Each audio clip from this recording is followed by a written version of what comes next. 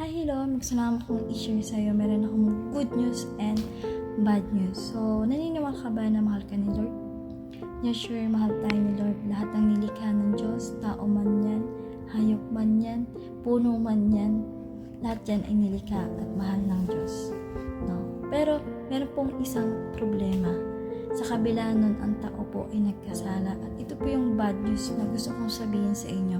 Sabi po sa Romans chapter 6, verse 23, "For the wages of sin is death." No? Kabayaran daw po ng kasalanan ay kamatayan. So, hindi lang po ito basta physical death. Ito po ay eternal separation natin sa Diyos. No? So, grabe po kung isipin yan. So, sino po sa kakilala natin o kakilala mo na never na nagkasala? Wala naman po, no? Lahat tayo ay nagkakasala. Walang perfect. Sabi nga sa Romans chapter 3, verse 23, "For all have sinned and fall short of the glory of God." Walang sino man ang siyang nakaabot sa kaluwalhatian ng Diyos. So, lahat tayo ay nagkasala. Maliit man yan o malaki, white lies man yan, ito ay kasalanan pa din sa paningin ng Panginoon. So, ang kasalanan po ang siyang humihiwalay or naglalayo sa atin sa Diyos. So, ibig sabihin ba nun wala ng pag-asa? So, syempre, mayroon po. At dahil mahal tayo ng Diyos, gumawa siya ng kaparaanan. At ito nga po yung good news na gusto kong sabihin sa inyo. Sabi po doon sa Romans chapter 6, verse 23, sabi doon, "For the wages of sin is death, but the free gift of God is eternal life." So, gusto lang pong emphasize yung sinabi doon na gift or regalo.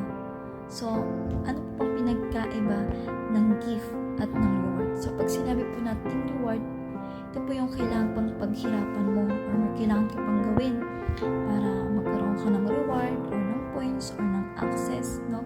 But pag sinabi po natin gift, ito po yung bagay na hindi natin kailangan paghirapan, wala tayong ginawa, no? Kung siyang ibinigay sa atin, kailangan na lang natin gawin is tanggapin natin. So, sino ba naman dito never, no,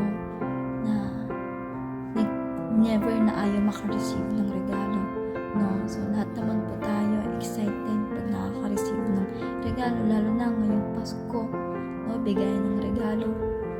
Pero po, ang sinasabi ko dito na regalo ay si Jesus po.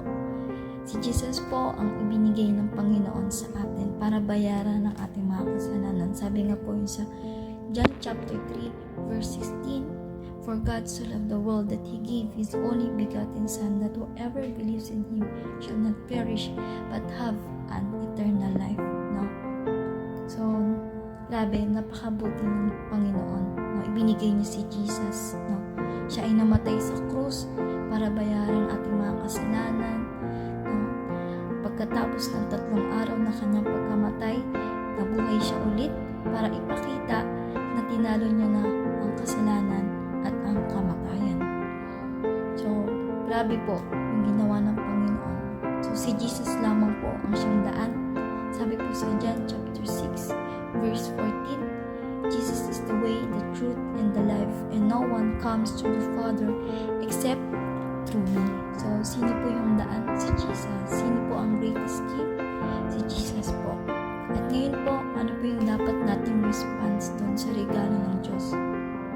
Ngayon po is iniimbitahan ka ng Diyos na tanggapin mo ang regalo ng kaligtasan.